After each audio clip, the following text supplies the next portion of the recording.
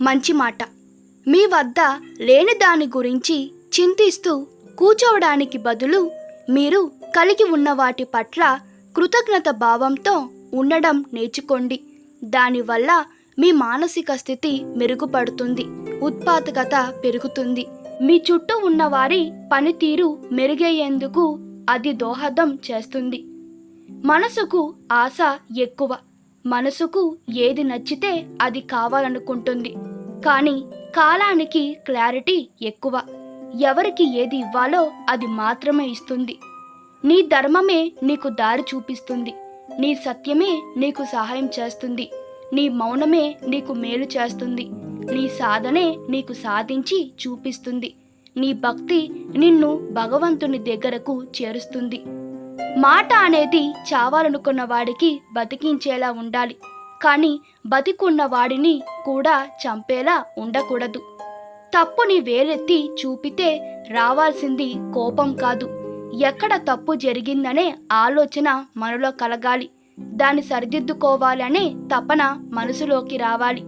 కోరికలు కోరే కొడుకు స్థానం నుంచి కోరికలు తీర్చే తండ్రి స్థానానికి వచ్చినప్పుడే తెలుస్తుంది నీ కోరిక తీర్చలేకపోయినందుకు నీ తండ్రి ఎంత కుమిలిపోయాడోనని. లోపాలు లేని మనిషి, లోటు లేని జీవితం ఎవరికీ ఉండదు. సాధ్యమైతే మార్చుకోవాలి, లేకపోతే అలవాటు చేసుకోవాలి. అంతేకాని మనసును గాయం చేసుకోకూడదు. ప్రయత్నిస్తే మంచి జీవితం కష్టమేమి కాదు. ఆరోగ్యానికి, సమయానికి, బంధాలకు విలువ కట్టలేం, కానీ వాటిని కోల్పోయినప్పుడు మాత్రమే వాటి విలువ మనకు తెలుస్తుంది. చెడ్డవానితో స్నేహం మొదట సాలెగూడులా మెత్తగా ఉంటుంది. ప్రయత్నిస్తే దానిని వదిలించుకోవడం కష్టమేమి కాదు. కానీ స్నేహం బలపడిందా ఇనుప గొలుసులలో బంధించబడతావు. వదిలించుకోవడం నీకు చాలా కష్టమవుతుంది. కాకి ఎవరికి కీడు చేయదు, అయినా అదంటే ఎవరికి ఇష్టం ఉండదు. కోకిల ఎవరికి ఏ మేలు చేయదు, అయినా అదంటే అందరికి ఇష్టమే. మాట్లాడే విధానాన్ని బట్టి వాటి స్థాయిలు నిర్ణయించబడతాయి. మనుషులు కూడా అంతే. ప్రేమగా మాట్లాడితే అందరూ బంధువులే, కటువుగా మాట్లాడితే అందరూ విరోధులే అవుతారు. ప్రతి సమస్యకి 3 పరిష్కారాలు ఉంటాయి: మార్చుకోవడం, భరించడం, వదిలేయడం. వీటిలో ఏది ఎంచుకుంటున్నావనే దానిపైనే నీ భవిష్యత్తు ఆధారపడి ఉంటుంది. మన ప్రయత్నం శత్రువులను ఆకర్షించేలా ఉండాలి. మన గెలుపు వారు అసూయ పడేలా చేయాలి. ఎందుకంటే శత్రువు ఎంత బలంగా ఉంటే మన విజయం అంత పెద్దదిగా ఉంటుంది.